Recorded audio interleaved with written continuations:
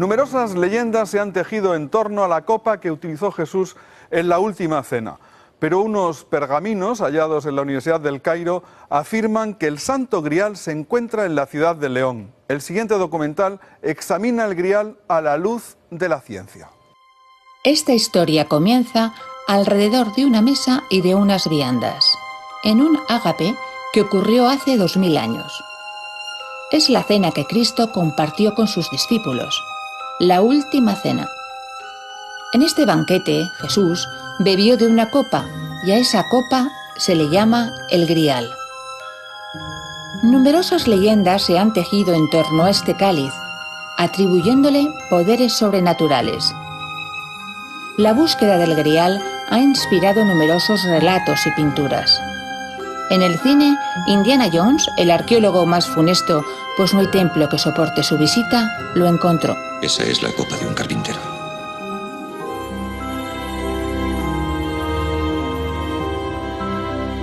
Pero nosotros nos ceñiremos a la ciencia y sus últimos y sorprendentes descubrimientos. ¿Qué sabemos del vaso que utilizó Jesús?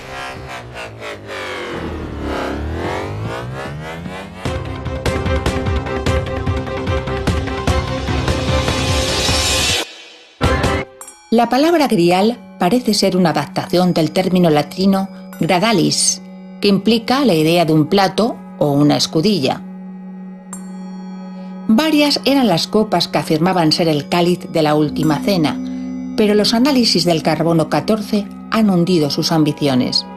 La ciencia ha demostrado que eran un fraude. Pero hay 3 que sí son del siglo I y corresponden a la cerámica de la zona de Palestina. El Sacro Catino de Génova fue llevado tras la primera cruzada a Italia. Es un plato hexagonal verde que se creía de esmeralda, aunque es un cristal egipcio. El Grial más conocido se halla en la Catedral de Valencia. Según el Vaticano, al que tendremos que reconocer la máxima autoridad en este tema, este cáliz podría ser el Santo Grial. También es llamado Grial de San Pedro. Y esta precisión es importante, pues en aquella mesa seguro que hubo más de una copa. La tradición oral cuenta que en el año 258 el Papa Sixto II fue apresado y encomendó a uno de sus diáconos, San Lorenzo, originario de Huesca, la salvaguarda de las reliquias, entre ellas el Santo Grial. Pero San Lorenzo no tuvo mejor suerte y cuando cayó preso se negó a entregarlas y, como todos sabemos, pues fue quemado vivo en la parrilla y hasta pidió que le dieran la vuelta. Cuentan que la familia del santo lo guardó y tras un largo periplo terminó en la Catedral de Valencia. En 1960, a don Antonio Beltrán, un reputado arqueólogo, se le permitió desmontarlo y fechó el vaso superior de piedra de onix en el siglo I. Luego la antigüedad lo acredita. Como ven, es realmente hermoso. El pie y las asas de oro se han añadido posteriormente. Se ha conjeturado que si el Grial estuviese en Inglaterra o Francia, recibiría más visitas que la Gioconda. Hasta aquí era lo que se conocía. Sin embargo, 2 textos hallados en la biblioteca de la Universidad Al-Azhar, en el Cairo, han dado un giro inesperado a la historia. Atentos, señores. Señalan que la copa que Jesús utilizó en la última cena se encuentra en León. Veamos cómo ocurrió este asombroso hallazgo. Nuestro equipo viajó a León. En esta ciudad se encuentra la Real Colegiata de San Isidoro, un convento medieval donde viven 8 monjes, que se ha reconvertido en una hermosa hospedería. Nos hemos citado con los responsables de este descubrimiento, Margarita Torres y José Miguel Ortega del Río. Ambos son 2 reputados investigadores con un currículum impresionante y, sin embargo, su descubrimiento les asustó. sabemos lo que nos jugamos y sabemos la repercusión que para nosotros, para nuestro entorno, para León, para España, para los cristianos, tiene el haber descubierto esto. León festejaba los 1100 años de su reino y la Diputación destinó un dinero para una exposición.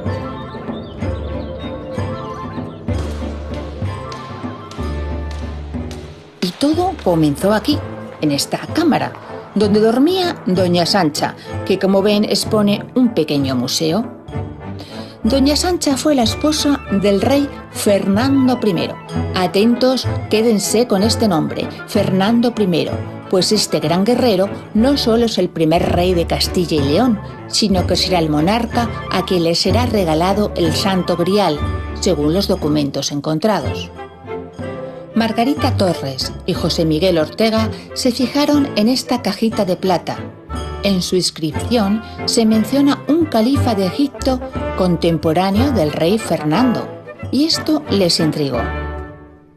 ¿Quién era ese rey que en tiempos tan enquistados de enemistad enviaba regalos al rey Fernando I?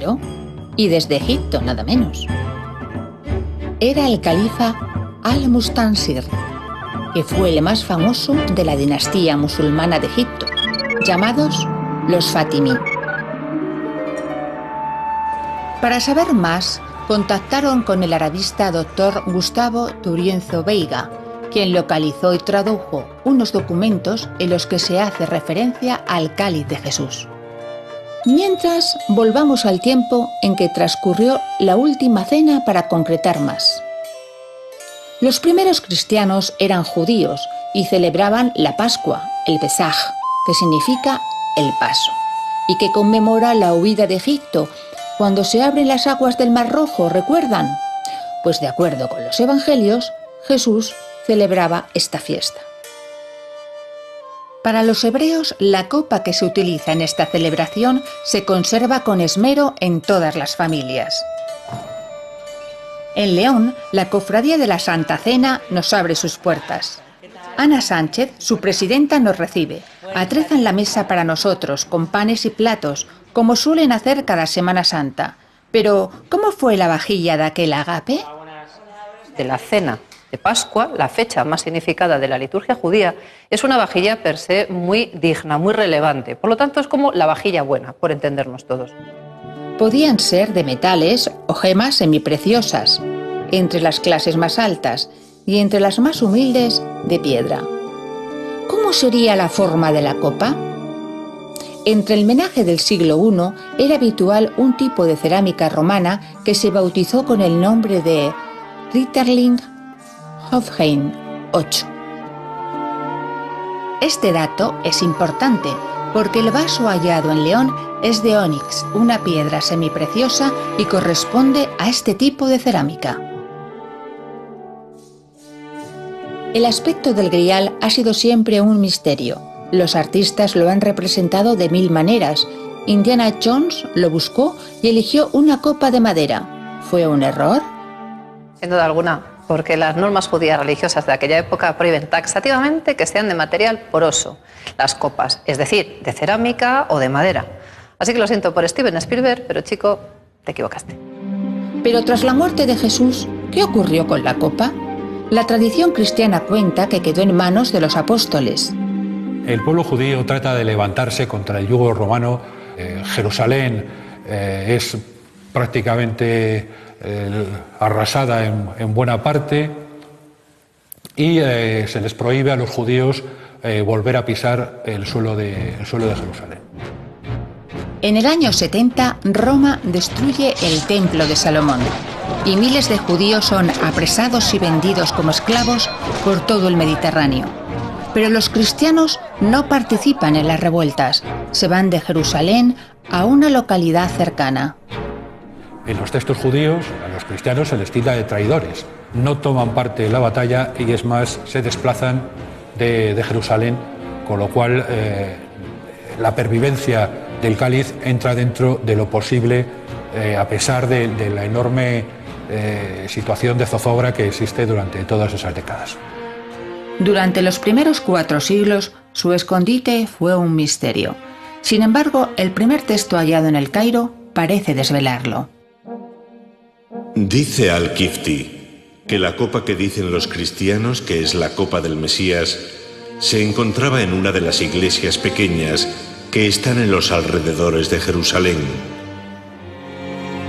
Esta iglesia es famosa por la presencia de los restos del obispo Santiago, y allí estaba la copa bajo la protección de algunos rumíes valientes, cristianos ortodoxos, que habían juramentado su protección, oculta tras una doble cortinilla, en un nicho entre las paredes, lejos del alcance de la vista. ¿Es posible que el cáliz de Jesús permaneciera escondido en la iglesia dedicada a Santiago el Justo, el hermano del Señor, el primer obispo de Jerusalén? Jerusalén ha sido arrasada y ahora se llama Aelia Capitolina. Tras 300 años oculto, Helena, la madre del primer emperador cristiano, Constantino, viaja a Palestina en el año 326 a buscar la cruz de Cristo y el cáliz. Los romanos habían edificado encima de la tumba de Jesús una estatua a Júpiter y sobre la roca del Monte Calvario un templo dedicado a Venus. Los hizo demoler y mandó construir el templo del Santo Sepulcro. La madre del emperador se entrevistó con los más ancianos cristianos y también con el entonces obispo de Jerusalén. Y no sabemos de qué laberínticas maneras consiguió que el cáliz llegara a exhibirse en el Santo Sepulcro. Desde el año 400, toda la cristiandad conocía que la copa de Jesús se adoraba en Jerusalén. Son numerosos los testimonios de los peregrinos y las guías de viaje hacia los santos lugares. Y nos aparece de forma constante una información que es: el cáliz está en Jerusalén, el cáliz está en la iglesia del Santo Sepulcro, el cáliz tiene una capilla propia, Exedra cum calicem Domini, no hay ningún lugar a duda, está custodiado por una gente que está consagrada a él, de hecho se nos dice incluso su número, y el cáliz es visitable, y el dato más importante, es de ónice, es decir, el mismo material que el cáliz que nos vamos a encontrar en León. Pero en el siglo XI se vuelve a liar. En el año 1095 se organiza la Primera Cruzada. Los ejércitos cristianos tardan 3 años en llegar hasta allí. Y llegan un 15 de julio de 1099 a la ciudad de Jerusalén. Entran en masa, buscan un objeto. ¿Qué objeto es ese? El cáliz de Cristo, la reliquia más preciada de la cristiandad. Entraron en el Santo Sepulcro, pero ¿dónde estaba el cáliz? El cáliz había desaparecido. El cáliz no estaba en Jerusalén. Sin embargo, el primer texto hallado en Egipto aclara esta incógnita. 27 años antes de perder Jerusalén, los musulmanes trasladaron el grial al Cairo. En el año de la hambruna, el 447, de los cristianos, el 1053, Ali ibn Mujahid ad-Dani, Ali, rey de Denia, envió un barco con gran cantidad de víveres hacia el país de Egipto. Y como conocía el poder de la copa, se la pidió al imán excelso, Al-Mustarsin, a cambio de cuanto fuera menester darle por su entrega, pues su intención era enviarla al rey de León, Ferdinand Al-Qasir, rey de este país en el año 1051, para fortalecer la amistad con él. Los historiadores sabíamos que en Egipto hubo una gran hambruna que exigió que el califa solicitara ayuda. De todo el Islam acudieron algunos con envíos de barcos y entre los más significativos un español, el emir de la taifa musulmana de Denia, en la costa española. Este hombre fue muy generoso, extraordinariamente generoso, y envió muchos barcos cargados de víveres. Que el rey de Denia pide una cosa, específicamente. La madre del rey de Denia era cristiana y de él se sospechaba que era cristiano. Le pide la copa con la que Cristo celebró la última cena con sus apóstoles, que se conserva en Al-Quds. Al-Quds es el nombre que los árabes dan a Jerusalén. Y cuando le pregunta al califa Fatimí de Egipto, ¿para qué lo quieres? Tú y yo somos musulmanes, no tiene sentido, es un objeto cristiano. Entonces, el de Denia le contesta, quiero entregársela a Fardalán al-Kabir, emir de Liyún. La traducción del árabe está clara, Fernando el Magno, el Grande, rey de León. ¿Para qué?, le pregunta de nuevo el fatimí. Porque me interesa llevarme bien con él. Y esto es cierto, porque en el contexto de aquella época sabemos perfectamente que Fernando I, rey de León, es el árbitro de la política peninsular. En ese momento el texto continúa, dándonos otra segunda y sorprendente noticia. Se la encomendaron a un obispo franco de Al-Jaladica, que estaba de peregrinación. Acompañado de algunos guardias de la copa y de sus propios hombres, el obispo cogió lo necesario para el viaje y con prisa se puso en camino. Y es conocido que durante el viaje... Y en este punto tan emocionante se interrumpe el primer texto, pero aporta datos fundamentales. Y da la casualidad que un obispo, bueno, lo de obispo rebajémoslo, quizá un sacerdote, es decir, un hombre de iglesia, franco, entendamos franco como cristiano occidental, porque esto es fundamental. A los cristianos de Bizancio se les llama rumíes, romanos, a los cristianos de Alemania hasta España se nos llama francos, pues que un clérigo occidental, cristiano, que era de Yalalika, y Yalalika es el nombre que los árabes dan solo en todo el mundo a un territorio, y ese territorio es el Reino de León, pues un cristiano del Reino de León, peregrino en Jerusalén, es el encargado de llevar esa copa físicamente. La copa, dice el pergamino, viaja a Occidente. Después de 1000 años se comienza a vislumbrar el periplo del Grial, un viaje que termina en el norte de la península, gracias al pacto de paz entre el rey de Denia y el rey Fernando I.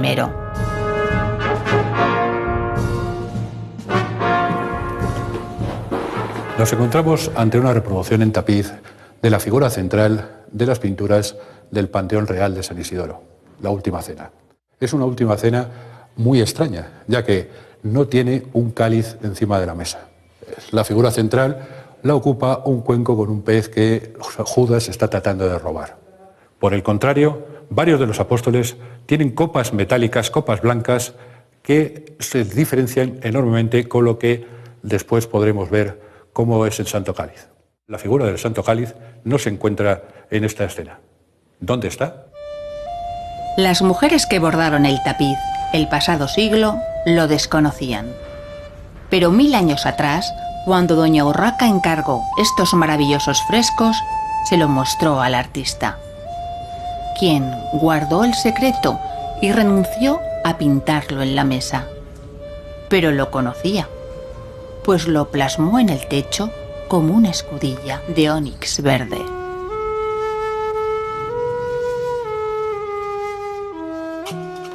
El historiador Gustavo Turiengo Veiga encuentra y traduce un segundo manuscrito. El segundo documento es de tiempos de Saladino, el gran líder del Islam. Saladino tiene una hija favorita, se le está muriendo de una enfermedad del riñón, es decir, está con hemorragias constantes. Y Saladino ha recurrido a todos los medios, pero es padre, aparte de musulmán, y su hija se le muere, se le escapa la vida entre las manos. Y Saladino ordena al gobernador de Egipto: dame la esquirla que indignamente tu antepasado, el primero de tu linaje, hizo saltar con una gumía, con un puñal de doble filo, de la copa en su viaje a Occidente. Pues este musulmán hizo saltar un cacho, un fragmento, y se lo trajo. Saladino conoce el poder curativo de la copa, conoce la presencia de esta esquirla en las manos del Banu Aswad y exige su entrega. Lo que ocurre a continuación es fascinante. Su hija se cura y la curación hace que Saladino se quede con la esquirla. Así finaliza el segundo pergamino, que añade que la esquirla fue depositada en la casa del tesoro de Saladino. Pero nos ratifica una serie de informaciones. La primera: el cáliz de Jerusalén, que es el cáliz de Cristo, en el siglo X se fue. La segunda, vino a España a través, y ese es un papel fundamental que hay que destacar, del emir de Denia. La tercera, el destinatario es el rey de León, Fernando I, que además es coetáneo a los hechos. Y además de eso se nos dice que a la copa le falta una esquirla. Por lo tanto, en León debería de haber una copa arqueológicamente datable en los tiempos de Cristo, que hubiera venido en un momento cercano a Fernando I y a la que le falte una esquirla. Eso es lo que las fuentes cristianas y musulmanas nos ofrecen en bandeja en este momento. Con estos datos, Margarita Torres y José Miguel Ortega Buscan entre las piezas del Museo de la Colegiata de San Isidoro de León. Nada ven, tan solo hay una copa, el cáliz de doña Urraca, la hija del rey Fernando, la famosa reina de Zamora, la mujer más poderosa de su tiempo, y proceden a desmontarla. Cuando retiraron la cubierta de oro, apareció un cuenco de ónix del siglo I, al que le faltaba una esquirla. Y pudimos comprobar que efectivamente era una copa romana rota, a la que le faltaba una esquirla. Y en ese momento me pasaron esos 2000 años de historia, me pasó la presión de tener en las manos algo que pudo sostener el Señor, me pasó por la cabeza el decir, wow, qué pequeño es, me pasó por la cabeza la parte arqueológica de decir, bueno, sí, pero es una copa Reiterlief Hohenheim número 8, por tanto estilísticamente coincide. Hasta te llegan a sudar las manos y sientes hasta miedo, de a pesar de hacerlo con todo el cuidado del mundo, con todo el respeto del mundo, del peso de la historia que estás sosteniendo entre tus manos, aunque sea un peso tan liviano. Es una sensación extraordinaria e irrepetible. Nos encontramos ante el cáliz de doña Urraca, un extraordinario ejemplo de orfebrería medieval que la profesora Margarita Torres y yo mismo defendemos que la parte superior interna sería la misma que desde al menos el año 400 se veneraba en la iglesia del Santo Sepulcro de Jerusalén.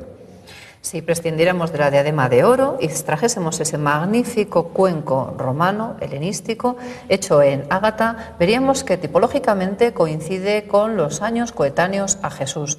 Pero es más, no hay que olvidar que una vieja copa romana rota, es decir, le falta una esquirla, fue objeto de veneración suficiente para que todopoderosa Urraca de Zamora donara sus joyas para componer este espléndido cáliz. Cuando los cruzados llegan al Santo Sepulcro y no encuentran el grial, ¿por qué guarda silencio el rey Fernando I? ¿Teme que su ciudad pueda ser saqueada en busca de tan preciada reliquia? Sus hijos varones lucharon a muerte entre ellos, y será su hija Urraca y luego su nieta del mismo nombre las guardianas del grial. Lo saben unos pocos, y comienzan las leyendas. ¿Quién es la doncella del Grial en esas fuentes? La doncella del Grial es una mujer de linaje real, virgen, es decir, soltera, no desposada, portando físicamente el cáliz. Cáliz que se nos dice que es de piedra y que está adornado con oro y con gemas. Y cuando uno se sitúa ante el cáliz de doña Urraca, si tuviéramos que describirlos, el 99% de todos nosotros diríamos que es un cáliz de piedra adornado con oro y con gemas. Es decir, la descripción que da el cortejo de la doncella del Grial. Wagner compuso su ópera Parsifal, nombre del caballero que buscó y encontró el Grial.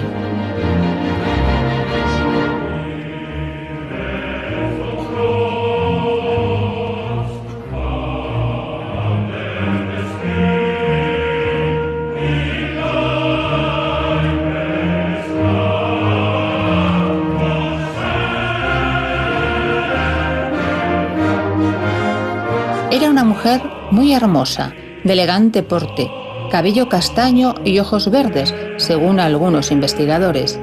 El nombre de Urraca tiene origen vasco-navarro y su raíz, urre, significa oro. Luego Urraca significaba dorada, muy apropiado para las hijas del rey del Grial. Pues realmente, si tuviéramos que definir el Grial, que es el objeto que la literatura nos dice que se basa en la copa de Cristo, tendríamos que ver algo así. Tendríamos que ver una copa sencilla, como esta, tal y como sabemos por las fuentes, tal y como sabemos por la arqueología, una copa que llega a manos de una gran reina, Urraca, reina que dona sus joyas personales para adornarlo, pero lo hace con una delicadeza y con una inteligencia extraordinaria. No solo quiere que su nombre aparezca en derredor, sino que lo que hace es, siguiendo, yo creo que con una lógica, pasmosa, lo siguiente. Si un sacerdote tiene que oficiar con la copa de Cristo, ¿existe sacerdote en el siglo XI, en el siglo XI, XII, XV, a día de hoy, que sea tan atrevido como para poner sus labios en el mismo lugar donde los puso Jesucristo, es decir, así? Yo creo que no. Y Urraca creí yo que no. Por eso donó sus joyas y por eso hizo algo mucho más importante.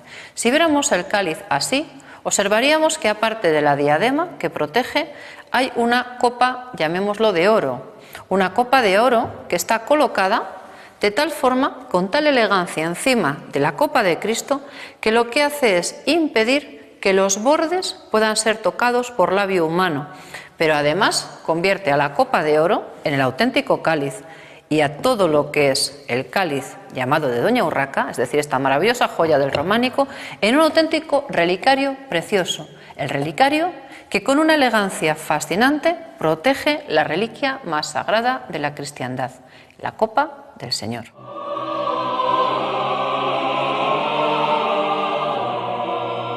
Nos encontramos aquí ante esta escena, la última cena. En la última cena tenemos que destacar a un personaje. Él es Marcial, el que está en ese ángulo.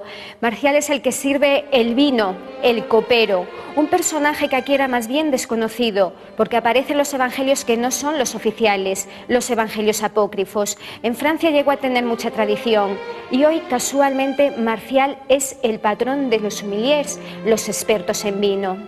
Marcial es el que va a dar la copa a Cristo, está mirando directamente para él. Todos los apóstoles tienen ya su copa, excepto Cristo.